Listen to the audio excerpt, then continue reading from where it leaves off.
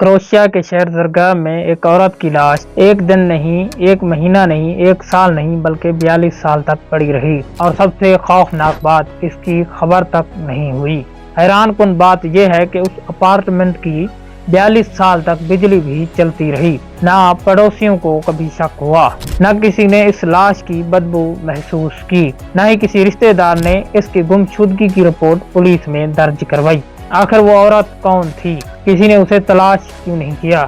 بغیر بل ادا کیے 42 سال تک بجلی کیسے چلتی رہی؟ اور پھر اچانک 42 سال بعد اس عورت کی لاش پولیس کو کیسے ملی؟ آئے جانتے ہیں ایک ایسی خاموش کہانی جو دنیا کی پر اسرار اموات میں شمار ہوتی ہے۔ ویلکم ٹو اسامہ کشف۔ ہیڈویگا گولک 1924 میں کروشیا کے شہر ریجیکا میں پیدا ہوئی۔ چند سال بعد وہ زرگاب کے علاقے میڈوازیک میں شفٹ ہو گئی۔ پیشہ کے لحاظ سے وہ ایک نرس تھی اور ایک ہیلتھ سینٹر میں کام کیا کرتی تھی۔ ان کی صرف ایک بہن تھی، لیکن کسی پرانے جھگڑے کی وجہ سے ان دونوں میں کئی سالوں سے بات چیت بند تھی۔ وہ بہن بھی اس شہر میں نہیں رہتی تھی۔ ہیڈویگا کا ایک بوائے فرینڈ بھی تھا، لیکن برسوں پہلے ان دونوں کا بریک اپ ہو چکا تھا۔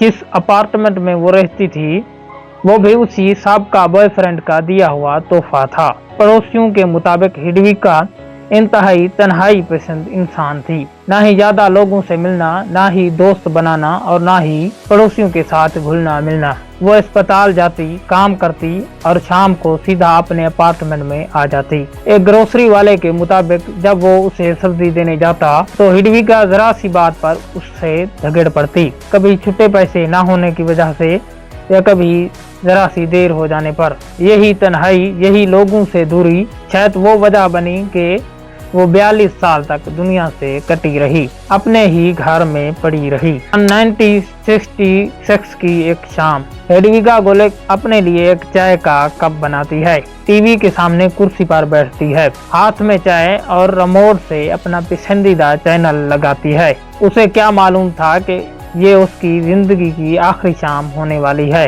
چائے پیتے پیتے اسے اچانک سے ہارٹ اٹیک آتا ہے۔ وہ وہیں پر خاموشی سے اس دنیا سے رخصت ہو جاتی ہے۔ ہیڈویگا کے غائب ہونے کو کسی نے سنجیدگی سے نہیں لیا، کیونکہ وہ لوگوں کو پہلے سے ہی بتا چکی تھی کہ وہ کسی کام سے اس شہر سے باہر جا رہی ہے۔ دوسری وجہ یہ تھی کہ نہ ہی وہ کسی کے گھر جاتی تھی اور نہ ہی کوئی اس کے گھر آتا تھا۔ پڑوسیوں نے یہی سمجھا کہ وہ کسی اور شہر میں منتقل ہو چکی ہے۔ کروشیا میں قانون ہے کہ کئی سالوں تک کوئی پراپرٹی اگر کلیم نہ کی جائے تو حکومت اسے ضبط کر لیتی ہے۔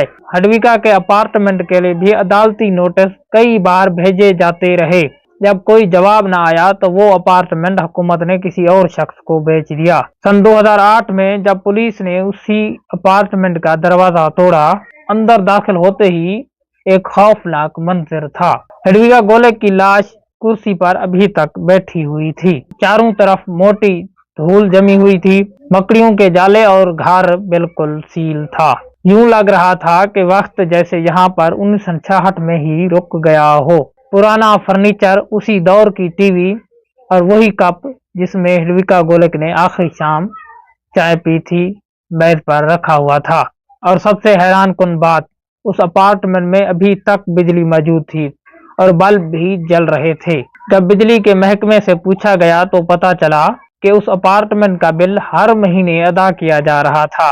تحقیق پر معلوم ہوا کہ یہ بل ہیڈویگا گولک کے سابقہ بوائے فرینڈ ادا کر رہے تھے، لیکن 3 مہینے پہلے اس شخص کی بھی موت ہو چکی تھی۔ پوسٹ مارٹم سے پتا چلتا ہے کہ ہیڈویگا گولک کی موت 42 سال پہلے ہو چکی تھی۔ نہ ہی قتل کے شواہد ملے، نہ ہی خودکشی کے۔